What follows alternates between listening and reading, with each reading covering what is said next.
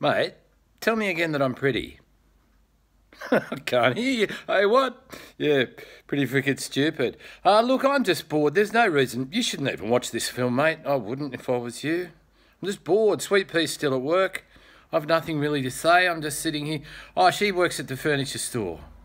And some people have said, how come, well, why do you stay? Why don't you go and work there? Because, well, I used to do labouring there, but now I've got all my little health issues and stuff and can't really, I might look strong. I might be strong-willed, but I'm not very strong anymore, mate, and it's just too difficult. So I'm just sitting here. Plus I'm not a people person. I love going there. Have you been to our store? It's really nice.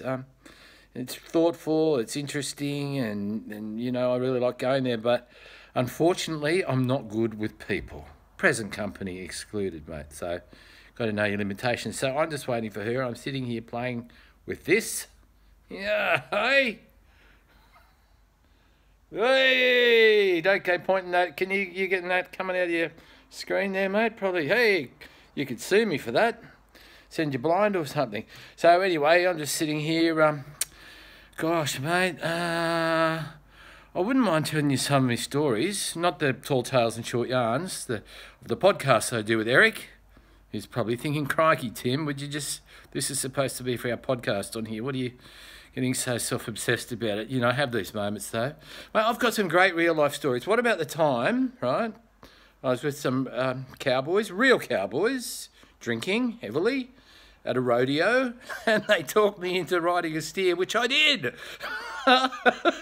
Wow! Yeah, I didn't go too bad, mate, the first time. And then they said, why don't you try again? And I was literally, couldn't walk for about a week. Then there's my earthquake story. You know that one, don't you? I actually rescued people, mate. And it was, there was 9 dead people in a little space that I was in. It was a collapsed building, and there were hands and stuff sticking up through bricks, and there were 4 of us. We were the first responders. So I just happened to be there. It's the only reason. I said to the fireys, do you want some help?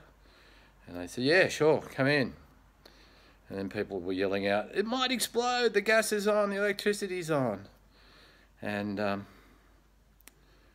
yeah, I have this kind of self-destructive nature sometimes. I thought, that's okay with me at the time. Anyway, tone's gone down a bit now, hasn't it? And there was one lady there, we lifted this heavy thing off. She said, if you can just get this off me, I can get out. I'm okay. So this fireman and I lifted this thing, big heavy table and some bricks off her, but she didn't realise that it sheared through her leg just under the knee. It was completely severed, and she didn't know. And the fireman just looked at me. We put it back down. He said, oh, you got some wire wrapped around your leg. We'll have to get you out later.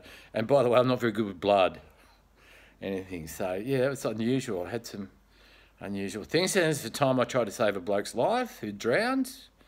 Gave him CPR and everything. He didn't survive. And in the end, I'd been working on him for ages, mate. You know, doing the mouth-to-mouth and stuff, and just pumping his chest, and then in the end this frothy stuff with all blood started coming out. And oh, this, you know, not good. I was in Thailand at the time, actually.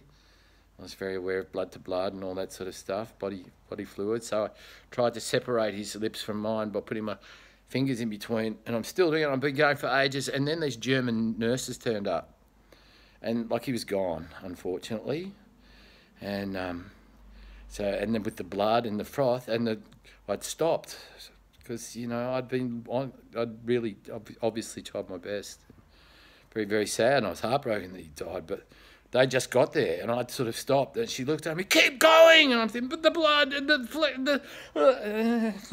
and she looked at me, then you know, I kept trying, God bless me, all this stuff coming out, and I'm trying to separate it, but then with the blood, I literally was kind of dry retching in between, blowing in it, nearly going to spew, mate, at the same time. Shouldn't laugh, should I? Anyway, this is going on. This will take about ages to load up, but Sweet Pea should be home soon. I've got the dinner on. Feisty's got her little bowl of pumpkin and kibble. She likes pumpkin. Feisty the one cat. Anyway, pumpkin, I'll talk to you later, mate. Ciao.